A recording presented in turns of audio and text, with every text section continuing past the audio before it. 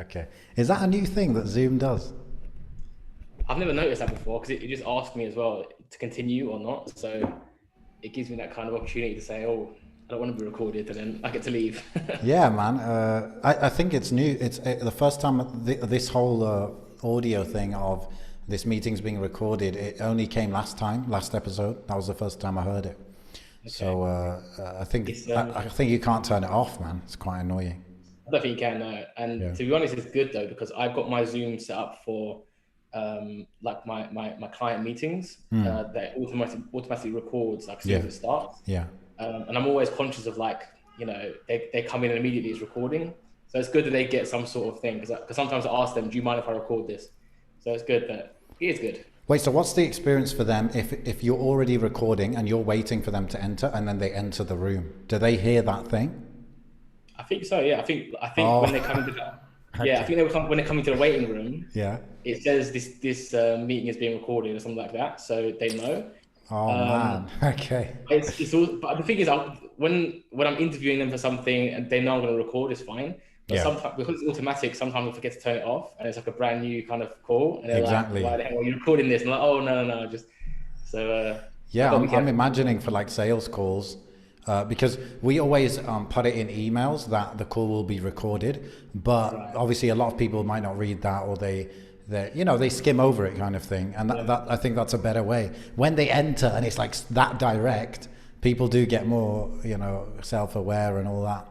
Yeah. But yeah, okay. Assalamu alaikum, everyone. Welcome to episode 117. Uh, Let me try something in Turkish for you, Kaya. Yeah, even though Okay. I probably haven't improved much. Bugün ben Kaya ile Hmm. Yeah. hoş geldin Kaya. That's as far as I'm gonna So go. the translation of that is today it's me and Kaya together. Welcome, Kaya. Yeah. Okay, I thought it meant like today I'm with Kaya. How would I say I'm Yeah. with Yeah, Kaya? I suppose you're right, actually. Yeah, yeah, it's true. Yeah, I It's suppose also you said that. yeah. Okay. Yeah. Tamam. So nasılsın? Yeah. Alhamdulillah. Yeah, Alhamdulillah. I was gonna do the Turkish version of Alhamdulillah, but I thought now leave it. Siz nasılsınız? No, çok iyi, alhamdulillah. Çok iyi. Havalar Çok nasıl? güzel. Bugün Çok çok güzel. güzel. You How need do to you you say need to weather? know. Yeah, so I just said so. Havalar nasıl means how's the weather? Havalar. Okay. Yeah. Uh, havalar güzel. Mashallah. You That's what you saw need that to know. video I sent you. It was like all cloudy and stuff, but now it's cleared up. So in just half Yeah. an hour, alhamdulillah. Yeah. Um, what about over there? I guess it looks like you're in some dead office. Yeah. But The office is dead. The office, like my co-working space, is a co-working space. So after like 6 p.m., everyone leaves because yeah. like they work at 9 to 5, 9 to 6, and I just get to chill in the entire building essentially to myself most of the time. So do So you start work later than them usually? Or? yeah, I'm usually actually getting into the office at like 2, 3 o'clock, and then No, yeah, them ones. Okay, yeah. yeah. Because your So clients are like in other time zones and all that. yeah, clients mostly in like America and Europe. So I have meetings late, so it makes sense I start late. Otherwise, I'll just be here all day. So yeah. Do you find you can chill like from morning till 2 p.m. or whatever, or are you constantly thinking, oh, I've got that coming up? If there's meetings, then like some days I'm meeting heavy, so Yeah. it'll be like 4 or 5 meetings in one day.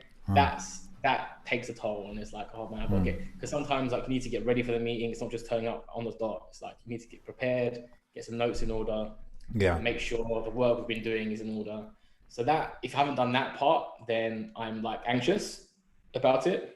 But generally speaking, alhamdulillah, like other than that, if it's just a normal work day or not too many meetings, um, then it's all good, man. Like alhamdulillah, it's fine. I think I was doing that at some point, and it really didn't work for me because I just have that anxiety of I've got stuff coming up later Yeah, today, and I work much better where it's like do all the work early and then be done, yeah, kind of thing. yeah. It is a good way to work, but again, because my clients doing the West, Yeah, like it just wouldn't work. It'll be like midnight their yeah, time, so yeah, yeah. yeah, yeah. Honestly, I think I think with me, I would be like too stubborn with that, and I would like I don't know. I guess either you can't be uh, you can't be like annoying with it. So what I might do up front is like just tell them like, by the way, this is the times I can do. I don't know if you can be Yeah, that. I hear you, Sometimes, but I think sometimes you yeah, can set up, like especially an agency, you could be like so picky, right, with clients, where it's like it depends how you're set up. But with some kind of agencies, like two, three clients is a good amount, and so yeah, you can be picky if you have decent like sales, like lead flow. But that's often not the case, right? You got to take the sales where you can do it, and you have to, yeah, man. Yeah, I would yeah, say to somebody like, just try. If you're an agency, there's a lot of competition now, so you've got to make sure that the experience for the client is as good as possible, as smooth as possible, yeah, which is what I try and do. And to be fair, like it probably springs a lot from because when I first started, I was just a freelance writer like 8, 9 years ago, just like mm, freelance blogging and stuff. And even then, like my initial clients were still in like America, Canada, like the first couple of clients I got. yeah, So from then back then, it was like you definitely don't have a say in what kind of meetings are going to be. It was definitely like 11 p.m. meeting. Even when I was in London, it was still like wow. 11 p.m., 10 p.m. meetings. I could do it a bit earlier, but still similar kind of thing. Yeah, especially Um, if they're like West Coast, it's crazy. yeah, exactly. And then I even had a client in Australia, and so Mm. that was like crazy. I'd meet him like 11 p.m. sometimes. Yeah. And it just sort of like it grew from there, and I've become accustomed to just whatever's easiest for a client, I'll just make it work because I'm up anyway. I am a night owl anyway, Mm. and yeah, just kind of stayed that way. Mm. Mm. By the way, bro, your audio is not the clearest. Really? Yeah. I don't know if you need to be closer or you need to. You Mm, said that you checked that the mic was the right one, right? yeah, yeah, this is definitely the right one. Yeah. Is that better now? Maybe, yeah, actually. It was just a Yeah. bit muffled or something. So yeah, Kai, obviously, I think on previous episodes, not counting the lost ones, Yeah. lost tapes, Yeah, um, man. not Never to be including recovered, that. those ones. Say no more. Yeah. Not including that, I don't think we talked about the fact that you've got a daughter, of course, Allah Barak. So I think she's about the same age as my son. So, tell me a bit about how. I guess tell me first how is it now compared to like a year ago? Yeah. So when you say a year ago, do you mean like before she was born, or like No, no, just no, like when she was because newborn? she's nearly 2, right? Yeah. Yeah, so like Yeah, a year man. ago, for example, or 18 months ago. Yeah. So we're comparing like the newborn phase to now, right? Essentially. How is life different? Um, yeah, mashallah, I mean, her sleep pattern hasn't really changed. So Really? like she's Okay. still, yeah, we struggle to like, change her sleeping pattern to like bring it earlier. She just refuses essentially. So she still sleeps quite late. Which consider what I just said to you about my schedule, it actually kind of works out in the end, but it's still something we try to work on. What's late? It changes, to be fair. It can range. So some nights we'll go to bed like an hour or even 2 hours later than before, but it's around sometimes 11 midnight she'll go to bed. Yeah, Okay. around that time. Sometimes it'll be a little bit later. How's it changed? How's things changed? I mean, your life just kind of changes as a child grows older, and like you just can do different things with them, right? You can entertain them in different ways. You can interact with them in different ways. You can take them to places where you couldn't take them when they were newborn or 6 months. You're definitely for me and my wife, we're definitely less sort of anxious or less worried about every little thing. So that's kind of good as well. Would I say it's got easier or harder? It's just you get new challenges, right? So as they grow older, you get new challenges. Whereas before they couldn't walk to kitchen cabinets or wherever, and now they can. So there's different sort of dangers or things like that you have to watch out for. Yeah. I do Have you think have you I do caught think her with a knife yet? alhamdulillah, no, I man. caught mine with a knife. No, she Like actually did grab one one time. once. She did grab one from the counter once as like we were holding her or something like that. Maybe I was holding her and then she just like leant down and grabbed it by accident. Or not by accident, but from my mistake to get that close. Other than that, alhamdulillah, we keep the knives. I've got one of those IKEA things that like stops it from opening. Yes. So Okay, that's good. Yeah. yeah, that kind of helps. Yeah. Yeah, that is a big issue in terms of everything being accessible. Like everything that's that level and below, it's accessible. And like what we've ended up doing is literally just can't put stuff down there because Yeah, man. we Yeah. have that thing that locks the cupboards closed, but he actually opens it. Like he works Yeah, out how yeah. to open it. And there's another different mechanism that does it, but you have to drill that into the drawer. And because we're renting, didn't really want to do that. Oh, he worked out how to open the IKEA lock thing, yeah? Yes, sir. Yeah, yeah. Mashallah. Okay, that's I he's got some mean, serious. maybe because there are multiple types, right? So maybe there's a type that he can't work out. So maybe I'll try that. Yeah. But, The one from IKEA is like you've got to push the little tabs in different directions. That'd be difficult. So maybe check out okay. IKEA. Okay, They've right. got Yeah, yeah. So ours is, not that buttons. sophisticated. Yeah. Yeah, get one of them ones because that's even I struggle to open them, to be honest. They actually Okay. annoy me because sometimes you want to make a quick sandwich or something like that, and it's like, Yeah. what the hell? Yeah. That's Yeah. annoying. But Yeah. so that is good. That's what you want. You don't want it to be easy. What's the most advanced thing she said? Like, does she say two words together at all? Yeah. No, I don't think so. I'm trying to think now. Hmm. She says, "Oh no." Okay, so if something goes wrong or she's doing something bad, she'll go, "Oh no." So that's the two words she can say. Okay. Yeah. Yeah. Just recently, he said his first time he put two words together. He said more cheese. That's good. Those are very good words put together, man. Very Mashallah. useful. Oh, jeez. That's good, man. Is he still calling watermelon more? I think so, yeah. I mean, he's Yeah. starting, obviously, because he said more cheese, it means he kind of understands that Yeah. more, So, Yeah. but I think if I get watermelon now, he's going to call it more. He's still going to Yeah. have that in his head. But, How about you, bro? How have things changed for you last year or so? Harder, easier? I mean, I think it's definitely harder because, unlike before, he just slept a lot, isn't it? Like, I don't know, 18 hours a day or whatever it is. And, he's not doing much. And so it becomes harder in the sense where you have to give him more attention. Especially, I feel like, let's say between maybe 1 year and 2 years, it's like he can walk. And so he kind of demands your attention, but then he's not independent enough to just fully be content with playing by himself. So it really demands a Yeah. lot of attention. Yeah. And so that makes it a bit harder. Then I think beyond 2 years, he might be able to more play on his own, but then at the same time, that's like the tantrum phase kind of thing, isn't it? So Yeah. I'll see how that goes. I don't think we're fully in that stage yet. Like so far, when he's done something like a tantrum, it's like, I don't know if it really is a tantrum. I feel like, okay, that's justified, so it's not a tantrum, but I don't know what the definition of a tantrum is really. Yeah. But what else?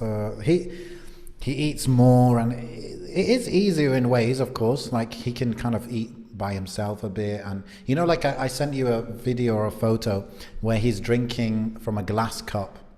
Yeah. Yeah. So we did those things because as long as we're watching him, it's kind of fine. I don't think he's not really gonna throw it. He might just drop it, but we're with him, so it's kind of okay. So we try and like give him that independence to feed himself or drink by himself. I told you he loves ayran, so give him the cup with ayran and a bib, and he just drinks, and he spills some, but I'm kind of into this like independence, like just let him do stuff that you don't think he can do, and then that allows him to learn.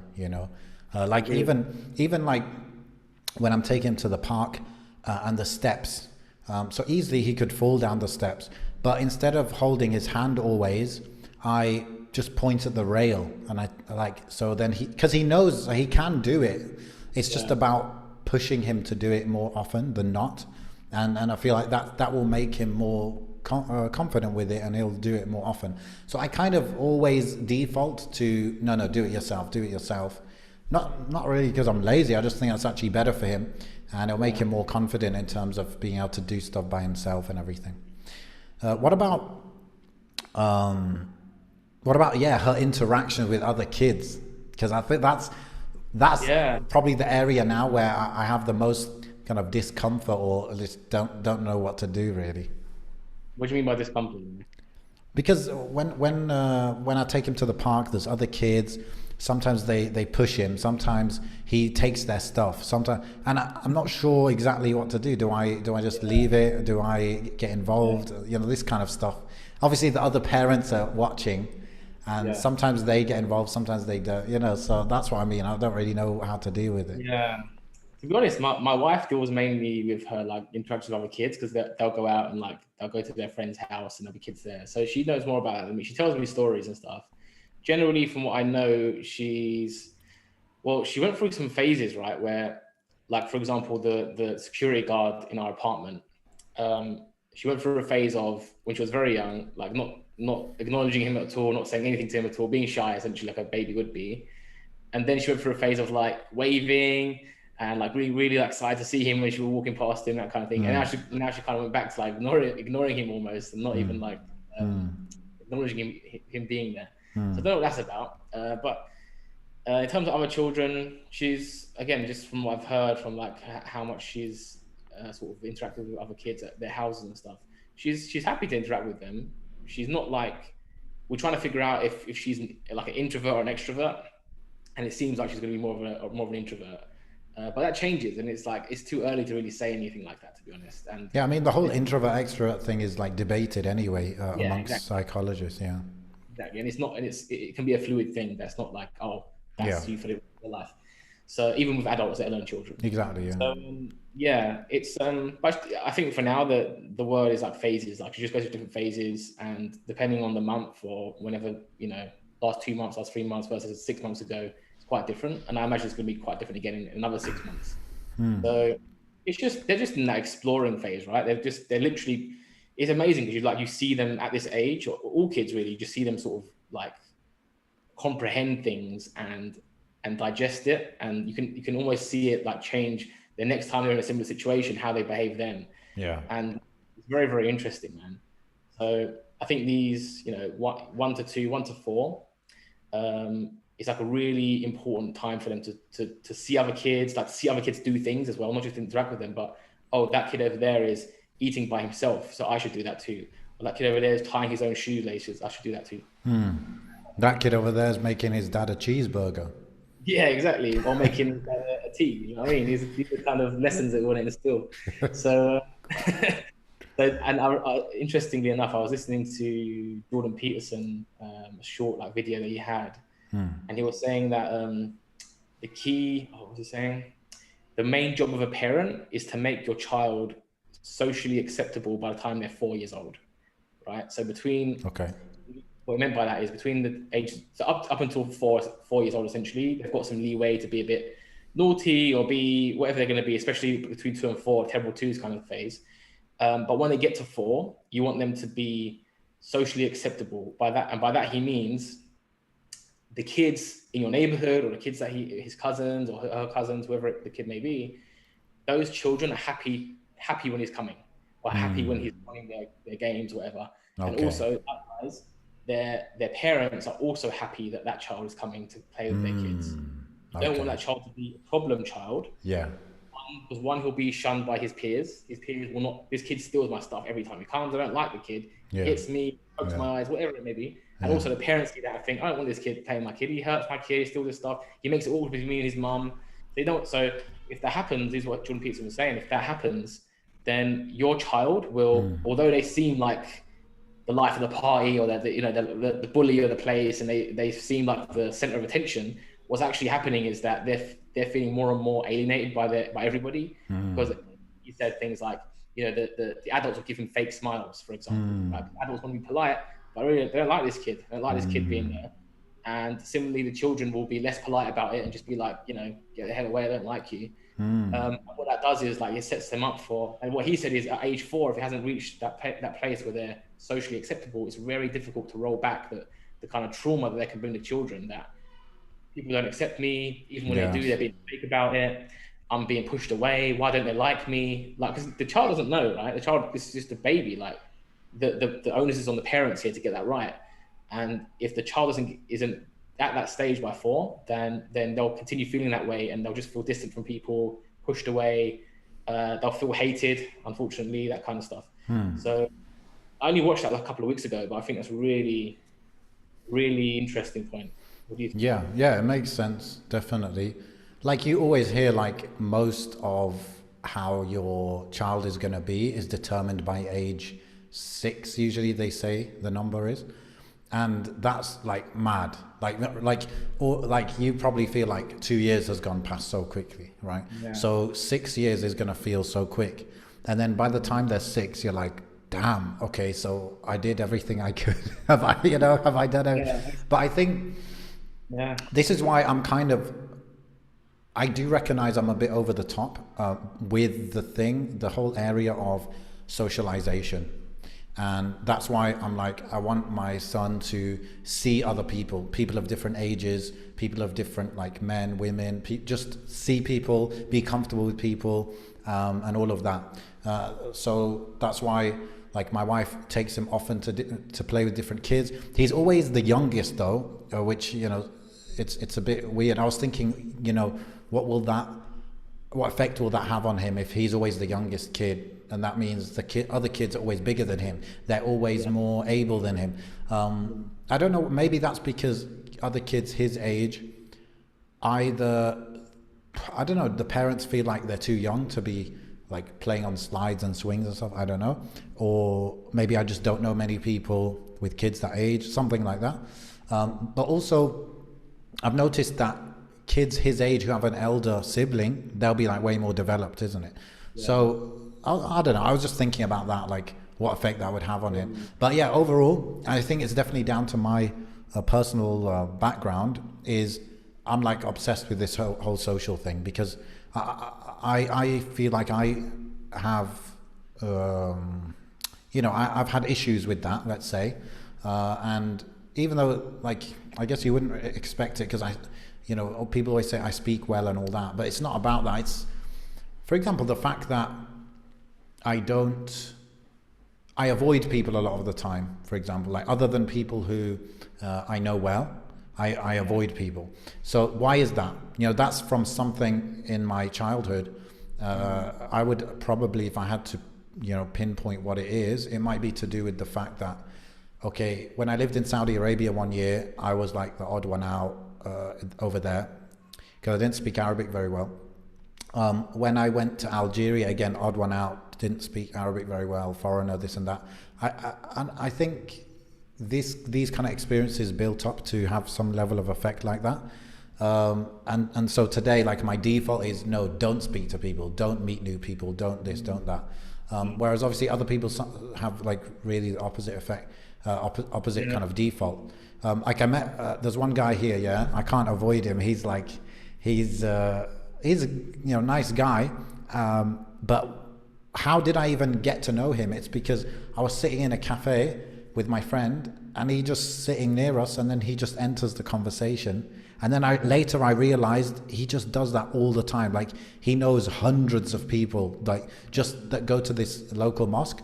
He knows everybody, literally. And just by sitting with him, every time you sit with him, you're going to meet at least 2-3 new people because he knows everyone. And I told him, like, you're so sociable. And he's like, yeah. He's like, how do you think I learned English and Turkish just like that? It's like, because I just literally just talk to everyone, just little bits here and there. And he said, you have to do that if you want to learn Turkish and stuff. Yeah. I was like, it's true. But obviously you have a different upbringing to me, I suppose. I mean, it's interesting, man, because I think you and me are similar with this as well. Like, this is like the third year I'm going into where I'm like in a co-working space, right? So there's tons of people in different offices. I don't have a specific office, so I'm always like moving around the place, stuff like that. Other people have specific offices. But I have consciously made an effort in both my co-working spaces, back in London and here, to just avoid making any kind of friend, right? Because I don't want to have to do the chit chat thing. I'm quite an introvert in that sense. I find it exhausting, quite frankly. And I just want to come here and work and go home. Do you hate small talk? I do, man. Yeah. I mean, don't get me wrong. If someone comes up to me and does small talk, I'm not hating it in that moment, right? If someone talks to me, I enjoy talking to people. Yeah. I enjoy conversating and learning about new people. I genuinely enjoy that. So you'll never see me interacting with somebody and turn into me disliking it. That never, very rarely happens unless I just dislike the person from previous experience. But what I do still is what you said is I'd rather just avoid interaction with people, right? So it's like what I found myself doing. I don't know if this is good or bad, by the way. I don't know if it's good or bad, but like this door behind me, to go to the kitchen or to the toilet, I can go left or I can go right. So I'll open that door and I'll hear someone on the right side, just like on the phone or just whatever doing, and I'll go left. I just think, okay, because it's 20 people in the building tonight, or usually most. So if I go left, I'm gonna pass by nobody. Or on the right, I'm gonna pass by that guy or that person, and they might strike up a conversation with me. And I can't be bothered. So I'll go left side. Is that weird? I don't know. But that's always how I've been, and I just, that's how I feel happy that way. And again, I kind of see that I have that same kind of feeling when I take my daughter to places like soft play and things like that, like these like indoor play areas. Other kids will come up to them, and my initial thing is like, oh, she leave us alone. It's like, no, what are you talking about? You know what I mean? It's like, no, she has to interact, and I have to interact as well, and so I sort of tell myself internally, like, well, you can't have that kind of mentality. I love on my children, inshallah, one day. And I don't know. Again, I don't know if it's a good thing or a bad thing. For me, it's worked. Like, I don't feel like I'm socially awkward, but I just prefer not to be in social situations if I can avoid. I think you can justify it, right? So, for example, this guy I was talking about, he invites me here and there all the time. Okay, if I always went when he invites me, bro, I'd be spending like 6-7 hours a week with the guy. Like, why? And there've been plenty of situations like that. And just as a person, like I might, like when, like for example, when I was in UAE, right?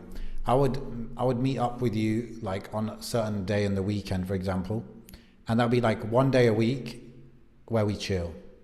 And other than that one day a week, I don't really want to chill. Like I'm not super productive, even though people feel like that from what I say on the podcast, but I really try to be. I just, if I'm going to chill, let me at least chill with like my wife, my son, like I just don't, I like to try and do stuff and feel like I'm producing something, but at the end of that time that I've spent. So when you invite me to have coffee with you for the third time that week, I'm just kind of like, it's not a personal thing. It's just, there's a limit to the chilling, Yeah, I hear you. I'm the same way. And like that setup we had where you were coming down for like one Sunday, I was like, perfect, man. Like I don't crave any more social interaction. Like once a week is like more than enough. And in fact, even though COVID hasn't been, like here in Dubai, COVID hasn't been an issue socially for almost a year now. Like things have been open since like August last year or July last year. So, but yet still, I don't go and try and meet too many people, even though I did do that just on the weekend. But before that, I think I've been out 3 times socially in like 6 months. Like without my family, like just friends, like just friends. And I genuinely don't really crave much more of that. And I talk to people online, and that's, again, there's probably lots of things wrong with this, right? Like I probably need to spend more time with people in real life. I feel like that, plus time with my family, plus the online relationships and friendships I have is enough for me. And the rest of the time I just do on my own and like think my own thoughts and do my own thing. And I don't know if it's good or bad, quite frankly. So I think you can justify it with the time thing and like the productivity thing. On the flip side, more and more I felt like it is in a way un-Islamic, right? Because Islam has a huge element of jama'ah and a huge element of like, why do we pray like toe to toe kind of thing? Why do we have like all these community things like praying, we pray janazah together, right?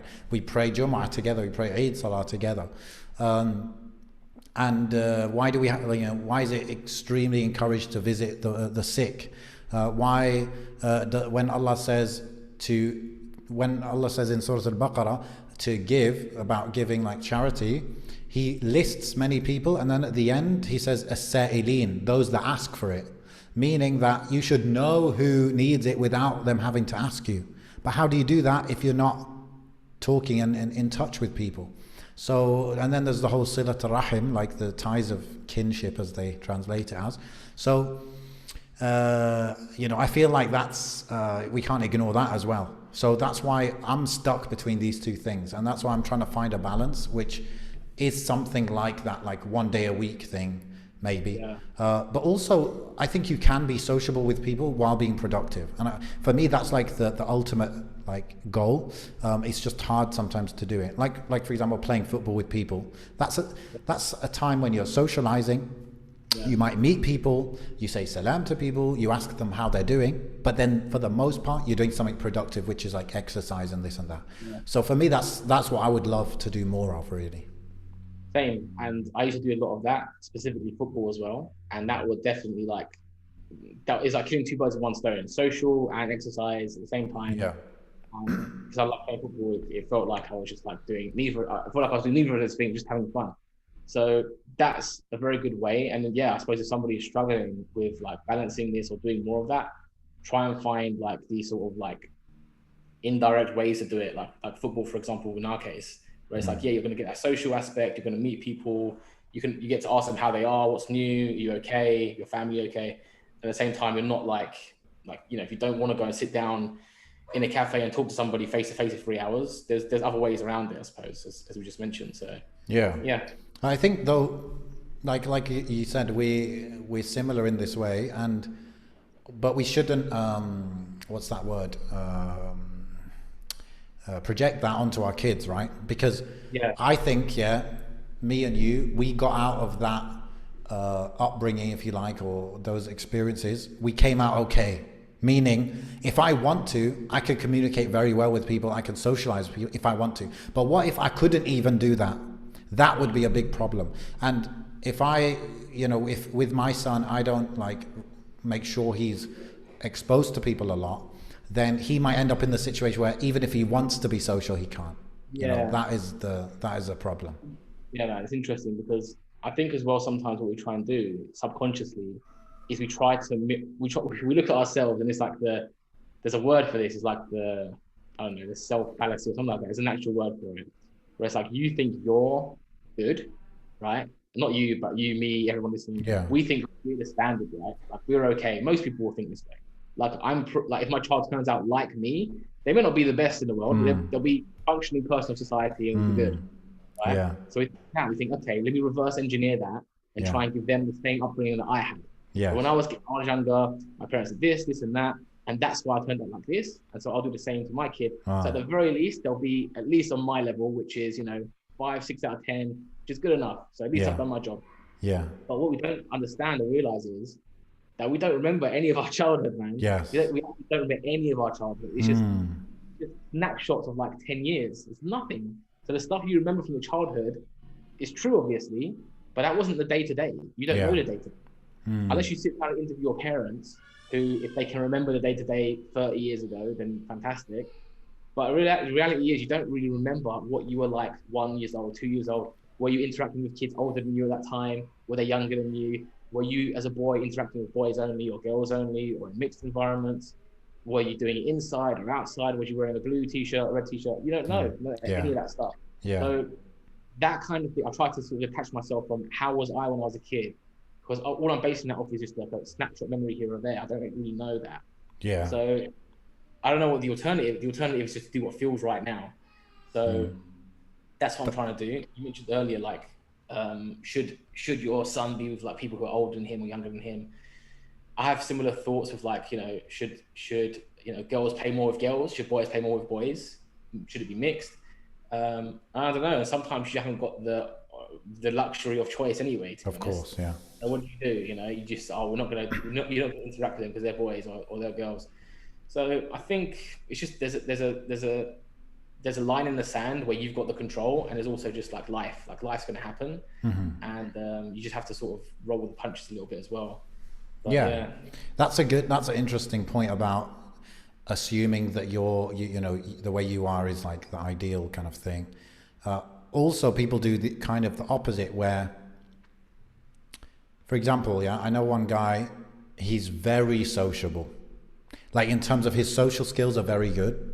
Um, these days, you could say he's kind of like, I don't want to mix with people too much, right? But I can tell, yeah, up until, maybe the last 5 years, he was that guy, that sociable guy. However, now the way he's raising his kids is very much isolating them. Right. And I ask him, like, what's your thinking with that? And he's like, oh, I want to make sure they have good company, or my kids don't speak X language and those kids speak Y language, so it's not going to work, or whatever reasons he gives. And he feels like, I guess he assumes, he takes for granted his social skills, for example, right? So he assumes that he can isolate his kids and they'll end up like with his social skills. But that's obviously not the case. His upbringing must have been way less isolated than what he's doing with his kids. And like, let me try and give an example of myself. Like me, for example, my parents probably didn't, philosophize over, oh, should we socialize them? Should we do that? They probably didn't do that. Just whatever happened. And somehow I ended up with whatever social skills I have now, right? But now I'm like philosophizing over what works and what doesn't work, assuming that's like, by putting all this effort into doing it the right way, I'm assuming that's going to get like a better outcome than what happened with me, even though what happened with me was maybe like just life, like you said. So I think we take for granted what we have and we focus all on what we don't have, and we try and like push that on them. But it's hard to determine what will actually like move the needle, and there are so many variables. Exactly. And there's this risk of like over engineering it, right? It's Yes, like everything's exactly. controlled and Yeah. like made it this way. And Yeah. that's, even if you can manage to do it, there's no way it's sustainable. Like you cannot do that for 4 years of the child's life. Yeah. Like 10 years. No way you can do it. I think you can engineer the big things, okay? Yes. Like, for example, living in a city where you have your parents and your siblings and, your nephews, nieces, that's like a big decision that if that happens, then that will, you could say, have a big impact on your kids, assuming you're in a mix with each other, right? So that decision to live in the same city as them or to live where you don't have family, that is a big like thing where yes, you can engineer that and that will probably have a thing.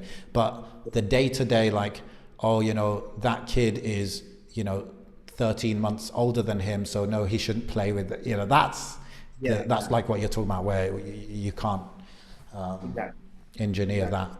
But what do you think are these big things then? If we can make certain of these big decisions for our kids that will shape them well, what do you think it is?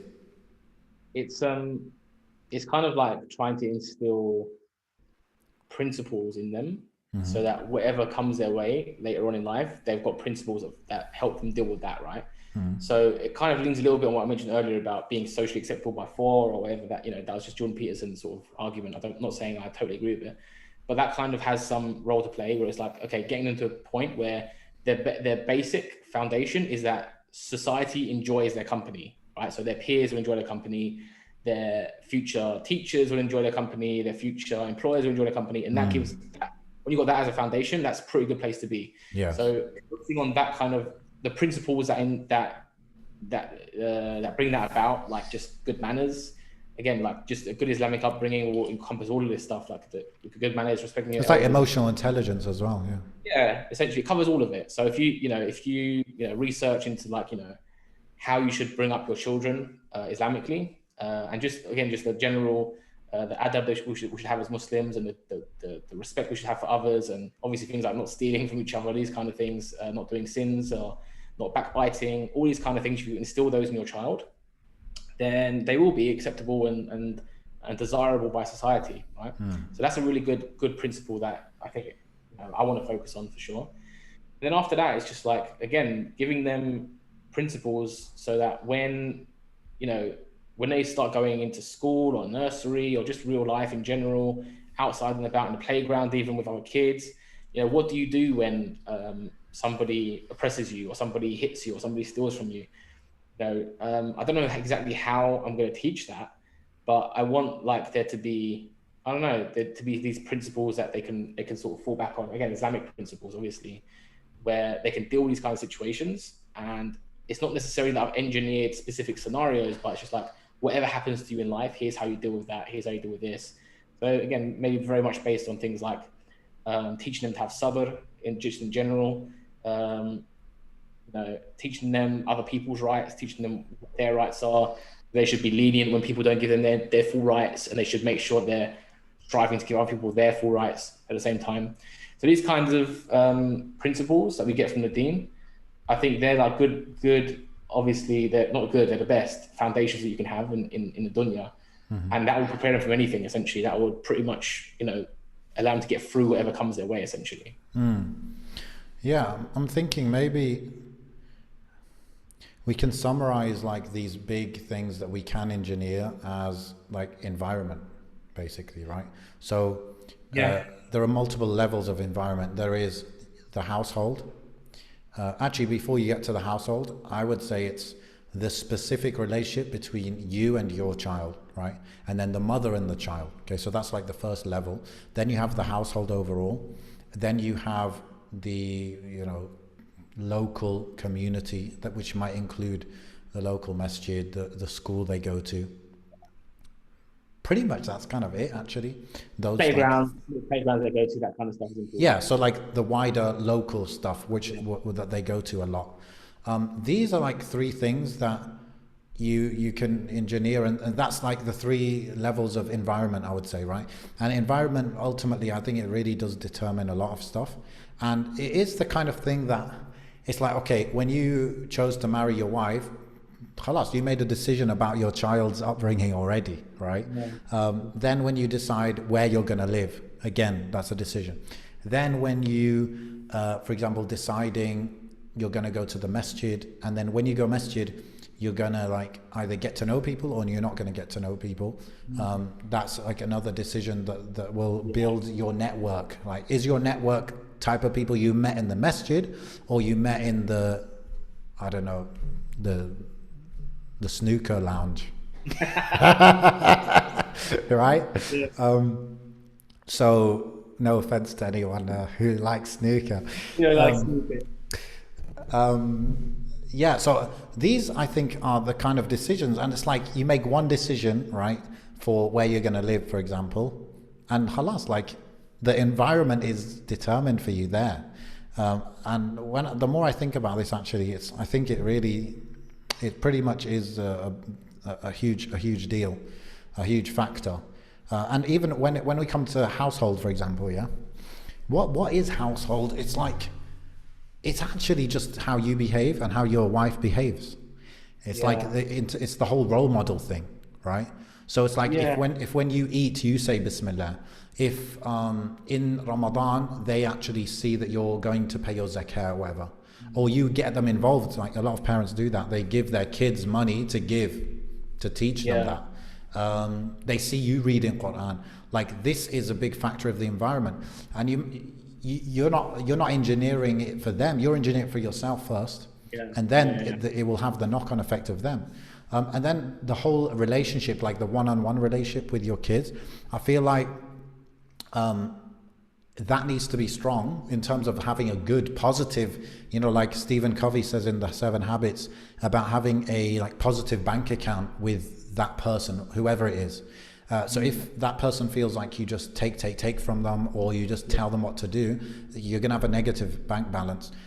Whereas if you offer more and you give and you don't ask a lot, then it'll be positive, and then that relationship will feel positive. So when you have that good relationship with your child, like when you do tell them to do something, they're more likely to do it. And when you share a lesson with them, like from the Quran or whatever, then they're more likely to kind of take that on board. And so, yeah, I think these 3 levels of environment, it's like very much in our hands. Maybe the 3rd level of exactly what's in your environment, it's kind of harder. You can't a lot of the time just tell people to pick up and move. But yeah, those are, I think, the big kind of principle things. Yeah, I agree with you. I think the only thing missing from that is like in the household is like it kind of comes to what you just said, which is like the one-on-one relationship you have. Or I think there's also, you said like one-on-one relationship with like the dad and the child and the mum and the child, and there's the overall household. But I also think like the dad and the mum as a team with the child is also an important dynamic. Yeah. And that kind of sort of how you interact with your wife, for example, sets a lot of. I mean, yeah, how much of your marriage is based on what you saw from your parents? Like a lot, right? Yeah. Probably. Yeah. Yeah, probably. I definitely see that seeping through sometimes. That's true. So, you have that opportunity, and this is another interesting point. It's like you have the opportunity when you have a child to. Usually, you should hopefully have recognized your flaws by that point, like what they are, and how big of a flaw it is. And then you've kind of got this opportunity again, maybe up until they're 4 years old, maybe less time than that, to sort of say, okay, I'm going to actively change that habit, or actively change or add this to my lifestyle, so that I can not just improve myself, but set a good example. Yeah. Uh, Stuff there's like that. maybe like getting angry and shouting, and or Yeah, I mean, even stuff like smoking and these yeah, these things. yeah. Too many nights at the snooker lounge, all that kind of thing. So, so that is a good thing that people should do. At the same time, I just sometimes wonder, like, again, like I mentioned before, like the introverted stuff, and because you mentioned like going to the masjid and meeting people at the masjid, for example, and that same could apply to anywhere. Going to the playground, is my dad gonna talk to the other dads and try and make a friend and get a Yes. number? Yeah. Me, or is my dad just gonna not bother and doesn't really care and Yeah. he prefer not to talk to them? And again, that stuff is like, should I change to instill that in my child, or should I just accept that's who I am and there's nothing Yeah. really wrong with it? Yeah. And if they learn that from me, they learn that from me. And if their internal personality is not like that, then they won't be like that. And you've got siblings, I've got siblings. We're not all the same personality, even though we had the same parents, right?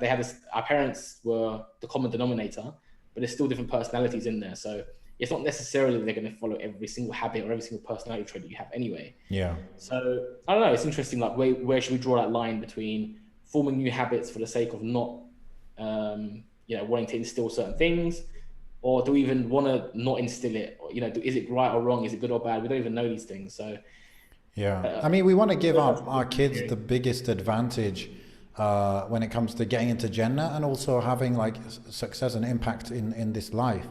And yeah, when I think of the big like skills or whatever that I could, make sure my kids raised with, one of them is socializing. I think definitely, especially from the fact of how in the next 20 years AI is going to be able to do more and more and more and more. So it's like, okay, what can humans do that AI can't do? It's like socializing and sweet talking, being smooth with it, all of that. We're creating relationships. So the reason I feel like, yes, it's worth me changing my personality or whatever in order to get that into my kids is because I think it's a meta skill that is worth a lot in terms of everything, right? So studies, work, business, dawah, all of that. Having good friendship, I think it'll benefit them in all of that. So it's worth it. But if you're telling me start playing more football so that your kids might be good at football, I'm like, it's not really worth it. If they happen to play football, so it's good, so be it. If they don't, then they could do snooker. So there's always sneaker, man. Yeah.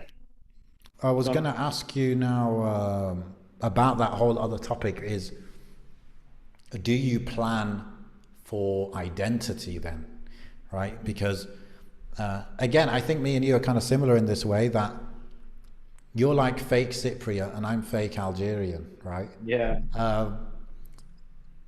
And what I did to just simplify that is I always said I'm Algerian, just keep it simple.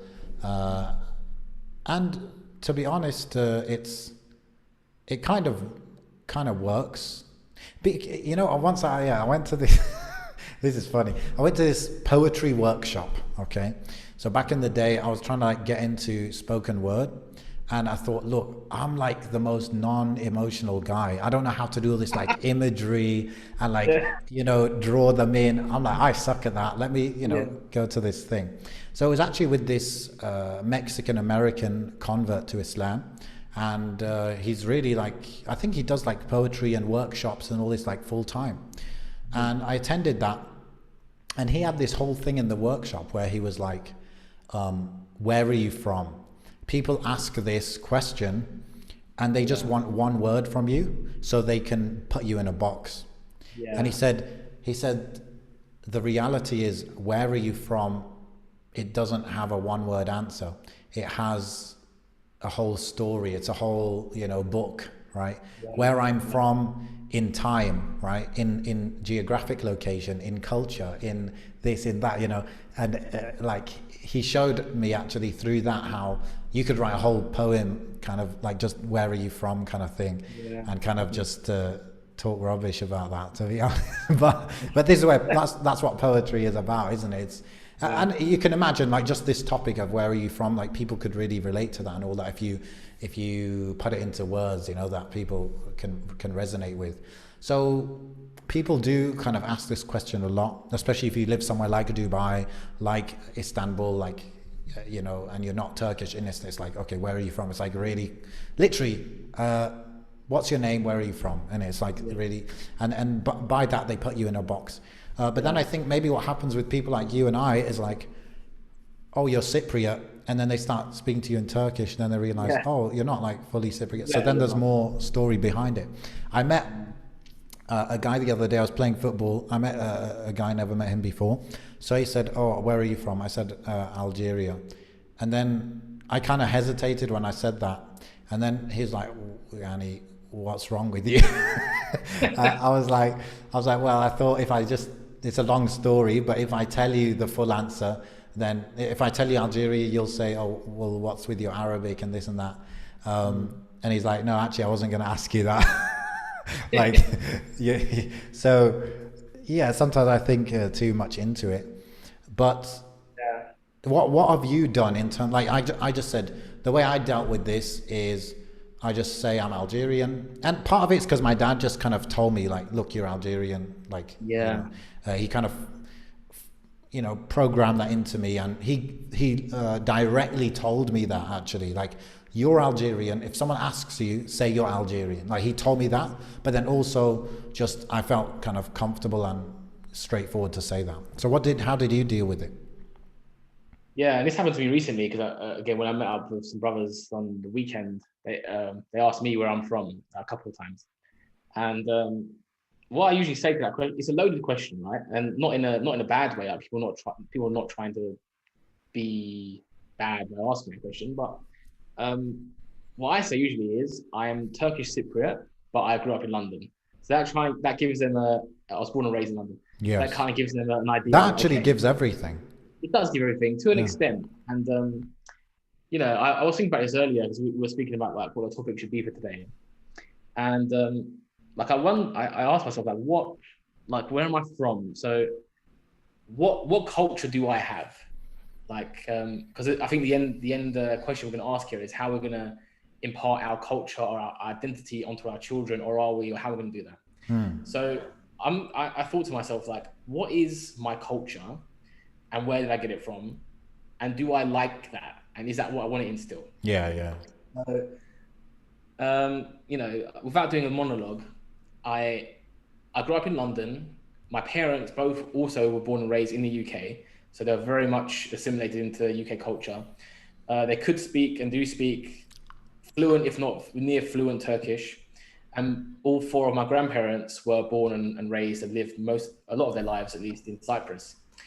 Or Turkey. So that's the background of like my grandparents. But I personally and my parents personally grew up in London. And so a lot of my culture comes from like London, like my slang and my accent and my interests. It's all from London. At the same time, the stuff I got from my Turkish Cypriot heritage, what did I get from it? So I got some language. I can talk Turkish a little bit, and if I spend more time in that part of the world, I can improve it quite quickly. So that's good. The language is a big part of pop culture, obviously.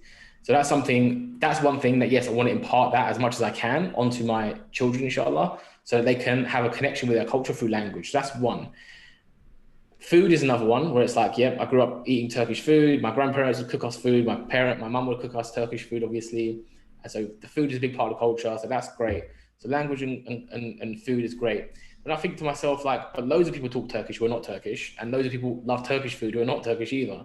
So how much, what does that even really mean, to have Turkish culture? Because that's not unique to being Turkish anyway. So that's an interesting question I ask myself. And I ask myself, being Turkish, I grew up again, Turkish Cypriot household, Turkish Cypriot heritage. Growing up, I didn't know anything about Islam. It wasn't taught. Not, I mean, I won't say anything, but almost nothing. And I went to Turkish school, every Friday for years at one stage, and we were taught nothing about Islam in a Turkish school. Nothing. What were you taught? We would, at the very beginning, we would sing songs about Ataturk, which is like crazy to me looking back. It's like, wow. Do you still remember them? Unfortunately, yeah. I won't be saying it though, because You won't be singing for us. I won't be singing for you. And the words and the songs are like problematic Islamically, bro. It's like, what are you saying? So there's that. And then we were taught like then it was just like mainly focused on language and history. But the history only went back to like 90, and I'm not going to make this history lesson, but only went back to the 1920s, right, where the Turkish Republic was born. Wasn't talking about the Ottoman Empire, wasn't talking about the Seljuks, yeah. Yeah, so it's just about secular history. Our history started with Ataturk. He saved the country, and now we're okay now. So it was just that, and it was like it never gave me any sort of Islamic identity being at a Turkish school. Many hours of my life as a young boy, teenager. And so I think, well, is that the kind of culture I'm supposed to be striving to give my children? Because that's Turkish. Unfortunately, that's Turkish culture right now, and it's changing slightly, but that's still Turkish culture, like especially Turkish Cypriot culture. That's still very much like our culture is. We're Turkish. We love Ataturk. We love our we love our very newly invented language, only 100 years old, and food and this and that, and we're good, And so what part of that is supposed to be good for my children? Yes, the food and the language is great. I'm going to impart that, but like the other stuff that is just like very obsessed or distracted by nationalism and very recent historic events. I actively do not want to pass that on to my child or children, inshallah. Yeah, sure, yeah. So yeah, it gets me thinking of like, what is my culture? Because a lot of that stuff I've extracted myself from, right? Because growing up, I was like quite nationalist and like, because that was quite normal as a Turkish person growing up, like that's part of the culture. Yeah. Right? But I extracted myself from that, and I want to keep detached from that. So it's like if you want to pass on Turkish culture to your daughter, you would need to actually create a kind of new version of it, isn't it? Exactly. You would actually have to create something kind of from scratch. Yeah. And if I'm doing that, that's not Turkish culture, is it? It's just whatever I've invented. Right? Do you think there are Turks now who are like Islamically inclined and they've like refound their connection to the Ottoman 100%. And they are creating a culture, probably, right? But just, 100%. it's like they're like spread out, obviously, and you don't know exactly. They 100% are, and that exists and it's growing, alhamdulillah. So that's definitely a thing, but it's still, you're still making something up from new, and it hasn't penetrated all parts of Turkish society, especially Turkish. No way. So yes, you can take that kind of vein and like, especially like with these new dizzies or these new programs that are coming out to sort of show the old Ottoman history and the Islamic connection that the Turks used to have that we've almost forgotten about. That's great, and people are clinging on to that, which is it's got some good aspects to it. But again, it's like it's not what my culture was growing up as a Cypriot. Sure, that wasn't my culture growing up. Yes, other Turks were more practicing. Other Turks are very practicing, mashallah, and still are. Huge chunk of Turkey still is and growing. But me personally, it wasn't my culture growing up. So I'm just, again, engineering the culture to say, okay, no, your culture, my children, is what I have engineered, not what I.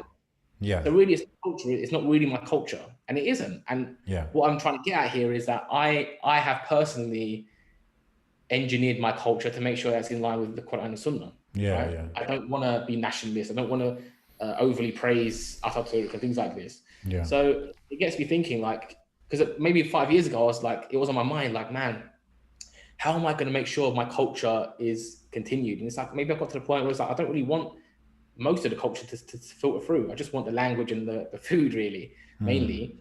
And like, visiting the actual land and loving the land as well. But other than that, like a lot of the other stuff that comes in with it, like, those what they call the Nazar stones, right? They some Evil interesting eye Greek, thing. Yeah, the blue evil eye thing. Yeah. yeah, the blue stone, right? Interestingly, Greeks and Turks both agree that this thing is not all Greeks and Turks, but unfortunately, many Turks, like they use this to ward off the evil eye and such. Even Greeks, yeah, non-Muslim. Yeah. It's false. It's like absolute battle. But it's like Greeks do it. I think some Iranians do it. But yeah, it's interesting that it's a very popular Greek and Turkish thing, and the Turks still don't clock. Like, mate, the Greeks do this too. So it's obviously absolute falsehood, but that's quite a big part of Turkish culture. Like, you might even see it where you are, people hanging up on their doorways or on the doorstep of their shop, things like this. And it's just like, what is this, man? So there's a lot of stuff that I don't want to bring over, right? Yeah. So yeah, it's just a question of like, what is it makes me ask the question to myself, what is culture? Do I have culture? And what kind of culture do I want to give to my children? So I don't really know the answer to those questions, but what I do know is that I prefer to, whenever I have these kind of questions, I prefer just to fall back on Islam and say my culture comes from Islam. Whatever Islam says I should do in such and such situation, that's my culture. And that's what I use as my guiding principles in life, inshallah. And that's the kind of thing I want to instill and say, no, yes, you're Turkish. We love the language. You should speak the language, eat the food, love the country, love the scenery and the landscape. But after that, it's like Islam is your culture. And especially when the Turkish culture conflicts with it, Islam is 100% your culture. And that's where you should get your pride from. That's where you should get your history from. That's the kind of the people within Islam, the Sahaba and the Salaf in general, and just scholars and things like that. Those guys should be your inspiration. Those great people, should be your inspiration, and not a recent military leader or things like this, right? So, but by the way, bro, yeah, I learned about some of these victories, that Ataturk led the Turks to, and it's quite sick, to be honest. What was that? There was a battle with the British. It was a naval battle, and I think 100,000 British troops were killed in that battle. And the British Navy is known to be like the sickest. So I don't know what that battle was called, but that's quite next level. That's quite impressive. Like Gallipoli? Potentially, it's not the other big one is Çanakkale, right? That's Gallipoli. Oh, is it the same thing? Okay, yeah, because that was on land. I think it wasn't a naval battle. No, well, it was the British. There's a British, some French, Australian, and Indian even soldiers. Like a lot, basically all the British Empire essentially, trying to invade. They did it from sea, and they did it from sea. So they come through the sea, and they were trying to take Istanbul. And so if you look at the map where Çanakkale is, it's like a little strait that leads to Istanbul. Yes, exactly. Okay, so it is the battle. It is that battle, yeah. So it was that. Yeah. And he wasn't the... Yeah, I don't think he was actually present there, I think. No, he wasn't president, but I think he may have been the leader of that army at that point, because he really started... Exactly, yeah. At that point, he wasn't like a political leader, he was a military leader, yeah. But that's quite impressive, isn't it? Oh yeah, it's sick. And that's like an amazing story, an amazing battle that people should read about. It's sick. And it makes you think, like, what if they lost that? Yeah, well, this is the thing. So eventually we did lose anyway, right? We won that battle, but we lost the war. We were on the wrong side, essentially. This is World War I. So the Ottoman Empire eventually collapsed. So... no, but no, bro. I don't think you can say that. Because don't they celebrate that they won, right? And I would say that they did win, because losing that war would mean that like Turkey would be like part of the British Empire at some point, and that never happened. This is the thing. Yeah, so this is the thing. So there's no doubt the Ottoman Empire lost World War I. There's no doubt they lost and they got invaded. Yeah. British, French, Italians, and Greeks invaded. So Yeah, they all mainland, ganged up on them. Yeah. they ganged up, they invaded, and the Mm. Turks were pushed into an area, a small area near Ankara, so quite central. Yeah. And then at that stage, Ataturk gathered all the troops, and Yes. I don't know how, but he That's pushed out what all. it's insane, bro. It is almost unbelievable, bro. And you know, my friend who's very into history, he said even at that point, Muslims from outside, you know, non-Turks, they came and they were fighting. They actually, like he said, Yes. even Indians, like Muslim Indians, came from Yeah. all over. Yeah. I'm not sure if that was then or for Çanakkale, Gallipoli. I think maybe both. But I know there's a famous story of Imran Khan, the current Pakistani Prime Minister, mentioned it. But it's also, if you just type on YouTube, a few Pakistani politicians mentioned this, and it's a true story as far as I know. Is that when the Ottoman Empire was fighting World War One, and specifically Gallipoli, where like it didn't look like we were gonna defend ourselves properly, like the obviously that part of the empire was either it was part of the Ottoman Empire or just obviously closely you know, obviously both Muslim lands, right? So what they would do is they were sending people around the empire and around the outskirts of the empire, say we need to gather gold and wealth to fund the military campaign in the mainland. And the story goes that like Pakistani, or back then as Indian Muslims, were like, the women were like ripping off their gold earrings, like ripping them straight out and put them into this big bag. So take it so they can win the war essentially. So that's apparently true story. So yeah, that's true. I don't know if that was for Çanakkale specifically or after the war. Then there was a war of independence, right? So after the war, World War I was lost, there was a war of independence. Then after sort of pushed all these powers back. That was 1924, I think, when when the war ended, was it? 23, 23, okay. Turkey was established in 1923. Yeah. And yeah, there's theories about that as well. I haven't looked into it. I was mad victory. It was like, you know, almost unbelievable. Yeah. Almost as if like, you know, negotiations. Yeah. So yeah, but here's the thing. When I talk about Atatürk, I'm like, as a military leader, sick. Like, he was sick. He won battles even before the independence war. He was clearly a very capable military leader. But then the political stuff he did after that was definitely. What was I going to say? Yeah. So you're saying, okay, question. So you're saying your culture, or what you grew up with, like from Turkish culture, but then also you've obviously mixed. What makes your culture is actually a mishmash, obviously, right? There is, I think it's two separate things. What you have as your culture, your personal culture, and what you actually want to pass on to your children. It can be not two completely separate things, but it can be separate, right? Yeah. So what's your plan? Like, are you going to try and create that kind of Islamic Turkish culture for your... I kind of already have, like, that's how I live my life, right? So if, you know, I love Turkish food, I keep up to date with Turkish politics, and I try and talk the language when I have the opportunity, or when I have to talk Turkish. And I visit, you know, other than COVID, I try and visit these places quite regularly as well. Yeah. That's my Turkish culture. And after that, it's like anything else that's good and is not impermissible, then I can do that too. Yeah. But then after that, it's just like Islam. I'm trying to become a better Muslim. Like, of course, yeah. But I mean, also what I was thinking is to create this culture. I think identity, it very much comes from linking yourself to a past, right? A group of people or whatever it is.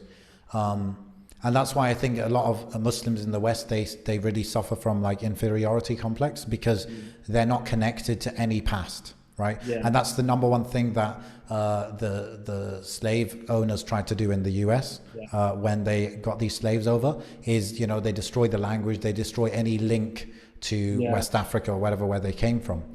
And because they know the power of it. And that's why when the French invaded Algeria, they tried to destroy the language so they wouldn't have a link to Islam, because Islam is so central to the Algerian identity. So, so perhaps one thing you could do, I'm thinking, to create this culture is to become well versed in Ottoman history, and then like, obviously you're going to teach your kids about like the Sahaba and the prophets, but on top of that, to give them that direct link, you can teach Yeah. them about the Ottoman Yeah. Empire and stuff, isn't it? Yeah, I agree with you. That is what I intend to do. Um, what was I going to say? Yeah, I mean, I agree with what you're saying, and it's interesting because I was looking the other day at Ottoman. I typed in like Ottoman baby names somehow, something like that, and I found somebody compiled a list of names. They went back to the Ottoman. I think it was like 18th or 17th century court Archives. files, court archives, right? Sharia courts, and they went through and they just picked out all the names of the women that were used. So in other words, just general women who are coming to the court to get stuff done. And the names were not what you would classify as Turkish names today. It was really interesting. And it was like, I can't remember the names in my head, but I think like maybe there was like 50 names in this document, and only like 4 of them I recognize as being Turkish, the modern day Turkish. Yeah. And I thought that was mad interesting. And it just made me think, man, and like you said before, when the French did it to the Algerians, they tried to destroy the language, which would disconnect them from the history. Yeah. And that unfortunately is what happened already in Turkey. Yeah. Except not from a foreign invader, but from within. Yeah. The guy who beat off the invaders incorporated their. Yeah, bro. What the hell? That was weird. Definitely. Well, this is what I'm saying to you. That the military victories at that point were so like almost unbelievable. That's what I'll say. Almost unbelievable to the fact that you'd think maybe it wasn't real, you know, because I don't know. I don't want to say too much. I don't really know that much, Conspiracy. maybe, man, because I mean, his policies after that he kicked them out were their policies. Like it was that, you know what I mean? Why did you may as well have left them to be here, man. So it was literally that, almost like that. So what was I saying? Yes, that's unfortunately it's already happened in Turkey. So when I think about like, talking the language to connect them with my culture, I'm talking a language that's only 100 years old, and it's literally invented by Atatürk as a Latin, a crossover of Latin and like a little bit of. I asked someone recently, like, what's up with all the French words in Turkish? And then he's like, yeah, they just like added it. Yeah. Like so artificial to just add words from a foreign language. But forget adding words. This guy changed the very alphabet. yeah. The alphabet. There's literally pictures. If you go back and look at Atatürk alphabet, there's pictures of him with a blackboard, bro, teaching them ABC. Grown, Yeah. grown men and women learning ABC. It's insane to think like overnight the whole country became illiterate. Literally, bro. I couldn't believe when I first started reading this. I just thought, how is it even possible to just change a language? It'll be like now in this country, like, we're not going to use Arabic anymore. We're now going to talk Swedish. It's like, and everyone's got to learn it, and like the sheikhs are coming in and teaching you Swedish. It would be like, it would drag a country back like decades. Yeah, I'm sure it did. And not only that, but then it's like your children now, and this is the case now, will never be able to read Ottoman document. A document that was written 50 years ago, you will never be able to read. You don't even know Arabic. You don't even know the Arabic. And then Quran, obviously, yeah. Exactly. And it's like all the Ottoman scholarship that we had potentially gone. Yeah. You won't read their stuff unless you go and learn Arabic now and go back and read it. Yes. And it's like Ottoman Arabic or Ottoman Turkish is like, because it was such a quite a unique hybrid, even learning Arabic won't really unlock it totally. Almost like he destroyed the language forever, which is crazy. Some people don't understand it, of course. But Hasbunallah wa ni'mal wakeel. Yeah.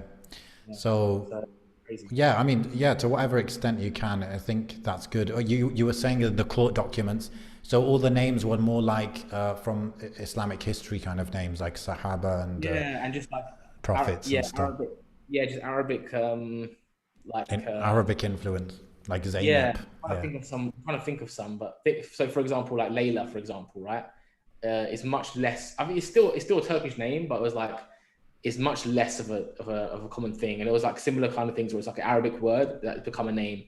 So, and that doesn't happen much anymore. Now it's like I know, like coming here, I know Turks have what I consider weird names, right? But in this area, I always hear parents, they're calling their kids, and it's always like the other day, like he's like Hamza or Zainab or Yusuf, and I'm like, okay, this is actually what like revival whatever looks like, when like just these little things, people start calling their kids these kind of names and stuff.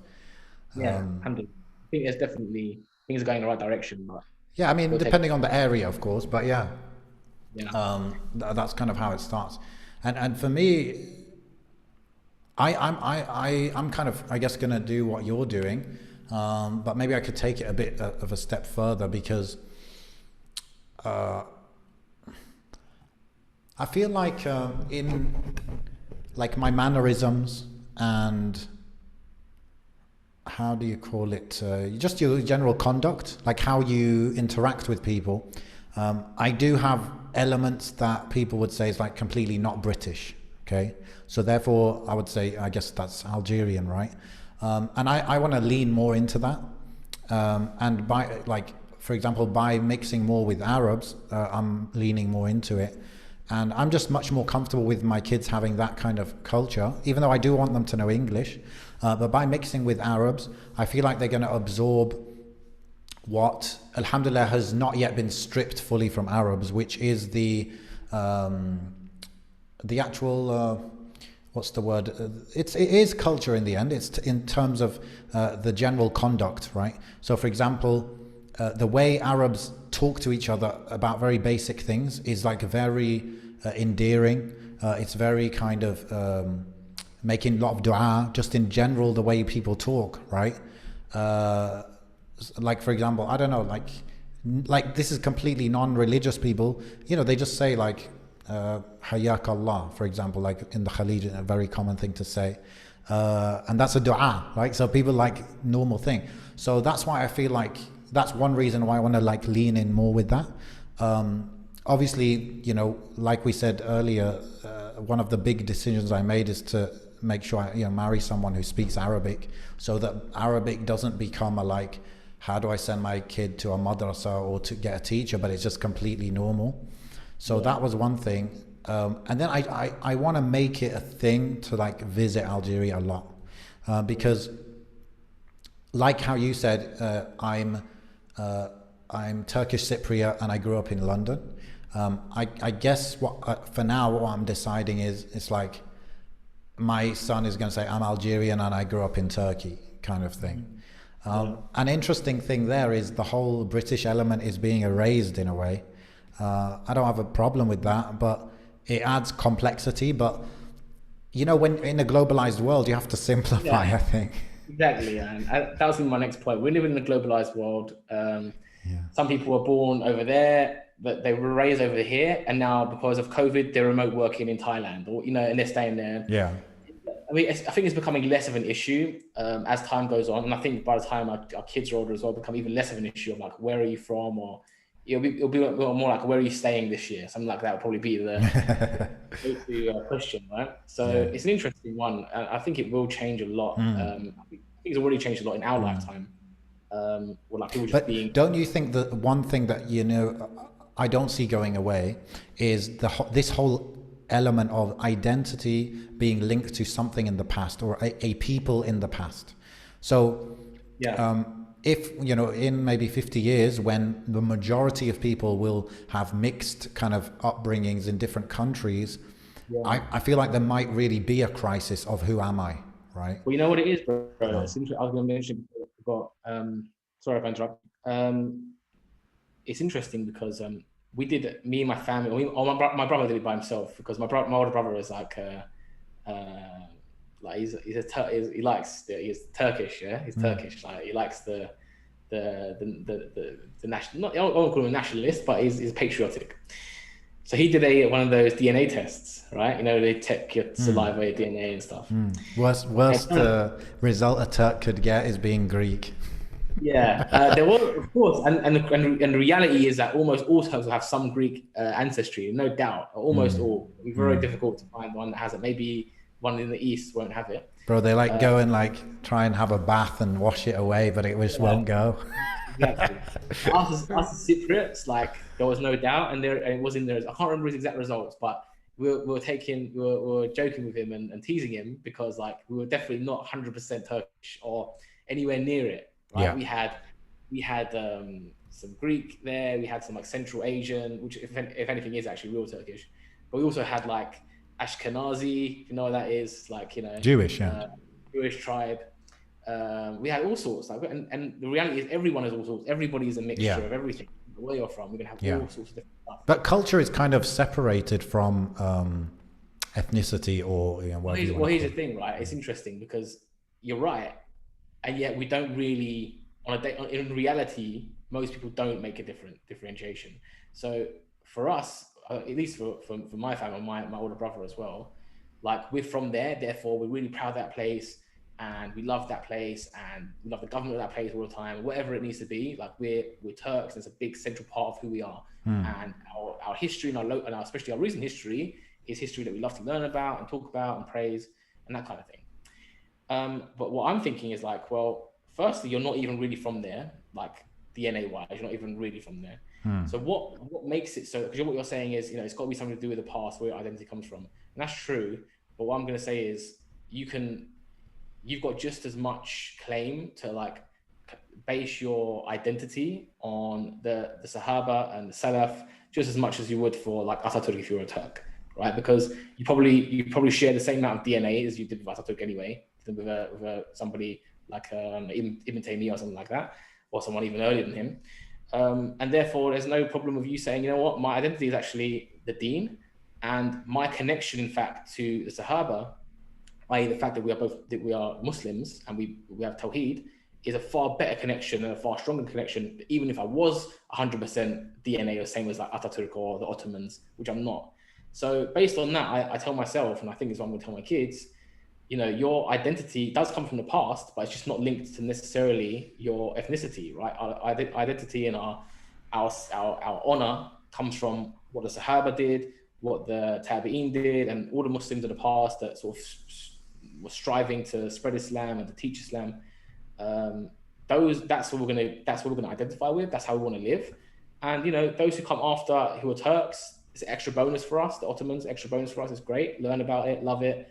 But then as history comes closer and closer to us, be conscious that as time went on, the Turks as a nation drifted further away from our identity, and we're still Turks, but there's still a lot to be proud of there. But just remember that your real identity is a Muslim and not necessarily a Turk.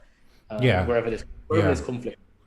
Yeah, that is true, and it's almost like identity, not culture, but identity wise, it should always be like emphasis wise, 50% like we come from Adam and we come from the Prophet and we come from our link to them in what we believe, and then we have a link to like this place we're from. And even when we talk about where we're from, we always link it back, if possible, to Islamic figures, right? Yeah. So like when I'm gonna teach my son about Algeria, I'm just gonna be obsessed with like Abdul Hamid ibn Badis, or like even before that, in the earlier days, yani. But a lot of, and this is like a really positive thing about Algerian identity, is it's all like, even though this was, how long ago? It's like 65 years ago, the independence. So much of Algerian identity is like, we fought the French, we're Mujahideen, so much of it. And it's not that long ago actually, but I don't even know too much about history before we were colonized. But I know we were in the Ottoman Empire for a bit. I know there was, like Barbarossa. He has links like to Algeria, even though he's Albanian and this and that. So ultimately, anyway, you look for always the Islamic connections to where you're from, to really create that link, if you like. So it's like, okay, exactly. You're Algerian, and so your people, if you like, it's like, people like Abdul Hamid ibn Badis, and Muhammad Abdul Hamid ibn Badis, he's like narrated hadith from the Prophet ﷺ, so it's like all linked, and you never let the nation state or whatever that you're linked to be something where it's like, Abdul Hamid ibn Badis is better than I don't know, whatever scholar from Syria, and therefore Algeria is better than. It's not about that. It's almost, I was going to say this, it's almost doesn't even matter what country you pick, right? Obviously it's just the fact that you have something to link you, to have a connection. That's actually what I would say as like a message, like make sure your kids have a connection, right? So like obviously if it makes sense, it's better, Like if I start telling my kids they're Indian, they might get, you know, a bit more confused. But ultimately, don't overthink it too much. It's not about doing DNA tests. It's just about Yeah. what can you connect your kids to, But bro, especially some Islamic kind of side of things. what if your kids identify as Indian, bro? Well, Then what, man? sure, as long as it's Muslim India. I Yeah. mean, Indians are hardworking, so I hope they take that from their Yeah. identifying as India. Yeah. But you know, bro, Um, as well, like culture is, it's just like I always say this, it's what you consider normal, right? yeah. And so that's where it's like, I feel like there is a gap where you can't just say Islam is my culture. You need, there are elements that Islam doesn't necessarily dictate, and therefore we fill those gaps with usually whatever our parents taught us, right? Yeah. Definitely. And so that's the areas where if you have a gap, it's like Yeah. you fill it with that, and that's good, and Exactly. that's And that's fine. fine, and that's Yeah, good, man. And yeah, yeah, and that's anything that filters through from like my parents, that like there isn't an Islamic stance on that particular thing, like the kind of food you can eat, then that's going to be obviously plugged by my yeah, culture, and that's fine, man. yeah. That's absolutely But that's great. And I want, it's also the details of like how you treat a guest, for example, right? yeah, So in some cultures, like literally, bro, in the UK, I've seen you know, like English people, if you are invited to their house and they say, oh, would they might ask you like, would you like something? If you yeah, say no, I don't want anything, they won't bring you nothing. Yeah. yeah, yeah, That's like extremely weird in other cultures, most yeah, cultures, maybe we'll say. yeah, Likewise, I don't know, in the Khalij, you know, if you want more coffee, you've got to like tip your cup in that way and then they fill it up or whatever. So but anyway, I was actually talking about the important part of culture, I would say, is these things, like how you interact with people, how you treat the guest, how you treat the whatever, the traveler, the sick person. yeah, And a lot of it, you know, could potentially always come back from Islam. But this is why I yeah, feel like we need, you know, like to do what you're doing, which is have that Turkish culture base, and then add those Islamic conduct to it to make it an almost a new culture. yeah. And that's good, I would, yani. I would say the other way around. I'd say it's the Islamic base, and then you could build on that with like the Turkish stuff. So like I mentioned before, as long Mm, as the food is permissible, you can eat what you want. Me being Turkish, I'm mm, going to eat mm. olamas, I'm going to eat the fasulyas. Everyone knows what that is. These Turkish food we're going to eat, and that's normal to us. I'm not going to sit my kid down and have like jollof rice. It's not my culture to do that. Maybe one day we'll go to a restaurant and serves it, but that's where the identity comes from. Yeah. These are the kind of foods we eat. They're Turkish foods. Mm, Our grandmas made them. Our grandmas made them. mm, So that's good. And the mm. language again, of course, like you mentioned before, like treating guests and stuff like that. So to sort of detach this conversation from myself, there may be people watching this who are like reverts, who are British, for example, right? And they may look at that what you just said there as like how they treat the guests as like, yeah, it's not really up to sort of scratch, right? So you can Mm. take that and say, well, my culture, it's not necessarily. I think it would be sort of leading to sin almost if you were just to like treat your guests badly. So you could say, okay, my culture, there is a cultural thing for this, but it's not up to Islamic standards. So I'm going to change that and say, no, I'm English, but when you come to my house, I'm bringing out the biscuits and the coffees and whatever else you want, whether you want it or not. So Coffee's not English, bro. Has no, to you're be right. So tea. Oh, the tea's the Indian. Oh, damn. Yorkshire, Earl Grey, Yorkshire, whatever you want, Darjeeling, they'll bring it out for you. So you can modify your culture and say, you know what, this doesn't quite make sense. Yeah. When I was growing up, my mum, did this or that, and my dad used to do this or that, and that was part of our culture. But I don't want to take that, so you can edit that, and Yeah. so culture is fluid, man. And And actually, if I was like fully white, I would actually look back to like the 1920s and stuff, and I would probably find a lot of ways of behaving in England that are in line with Islamic values and, you know, Islamic behavior. And it's just the reason I'm saying that about English people now is because obviously it's just been eroded completely to yeah, the individualism and all of that. But exactly, you would find positive things, no doubt, just 100 years in the past. that's true. And another point that I'm hopefully getting to the end because I need to go soon. But the one more point I want to make is with like social media and stuff and globalization, like you mentioned earlier, there's even more fluidity now to culture. There's even more influence from not just like Western culture, but just culture you never even thought would influence you or your children. Yeah, like BTS and this South Korean stuff. Yeah, that kind of stuff, like Japanese and Chinese even, and Dagestani. Like who would have thought like Dagestani people would play such a role in social media and memes and things like that right now. Like you, Habib and these, I don't know if you see these shorter brothers right now doing their thing. No, actually. Yeah, I'll send you some stuff later. But you know that, and that's just like that plays a role in like in sort of forming someone's culture and how they speak, the kind of jokes they find funny, all this kind of stuff. And we spend so much time on our phones these days that really impacts our culture, right? And it's sort of like the war has become one big melting pot, which obviously has its dangers Islamically. So again, from that, I always say like, I always think that again, it just makes that need to have that Islamic foundation more, because it's like, yes, you're going to go out there when you go to school and go to the shop and the playground, you're going to meet people who were in Dubai or in Istanbul, but most of their culture is from American TV shows or TV shows from the UK or Twitter memes and Instagram memes, right? The specific types of like dark humor and things like this.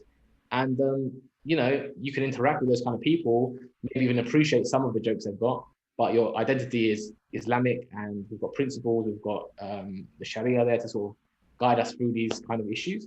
And that's why I think even as we go further sort of, down the line, if you will, just like history proceeds, if you will, that need to have that Islamic foundation is even more important, because your culture, even if you try to bring your grandparents or your parents' culture into your household and give it to your kids, even if you do a really good job of that, it's still not going to be 100% their culture because of social media and globalization.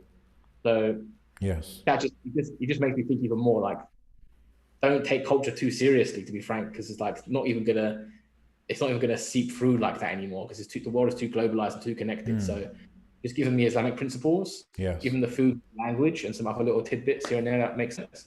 And culture is fluid. Culture is fluid, definitely. Like I was thinking as well at this point about ethnicity and culture not really being linked, because like these Eritreans I was speaking to the other week, bro, they're Arab. I would say they're Arab, okay? They're not ethnically Arab, but they're Arab. They actually speak Arabic with each other, and the way they behave is Arab. And likewise, I know a lot of Algerians, they say, oh, we're not Arab, we're Berber and this, that. But I'm just talking culturally, most Algerians are Arab in terms of their culture and behavior. And that what that means is that at one point that part of the world was not Arab. Now it's Arab culture, and it's fluid, isn't it? And we just the thing that we want to make consistent is the Islamic values in it. This has been comprehensive, I think, conversation. I didn't mention that Akhi Tweet's not with us because he just couldn't make it this week, but he'll be back inshallah next week. And bro, very good. Anything to end with? To be honest, bro, I think I've spoken enough, man. I always feel like when I've spoken this much, like I've said more than my fair share, so I've got nothing else to add really. Inshallah, some people found it beneficial.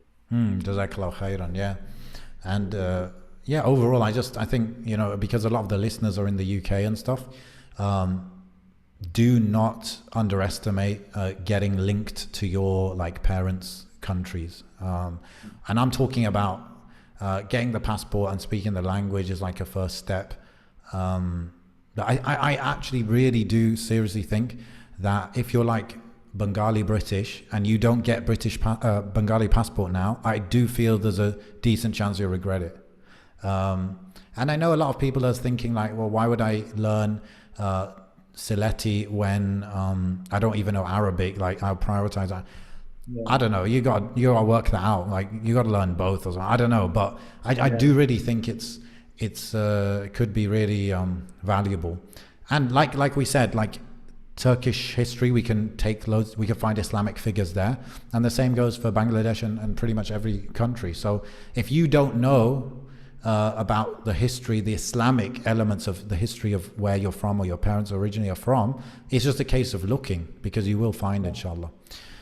So yeah, subhanakallahumma wa bihamdik, shadu an la ilaha illa anta, astaghfiruka wa atubu ilaik. Go to mindheistpodcast.com as usual for any comments, feedback, etc. Assalamu alaikum wa rahmatullahi wa barakatuh.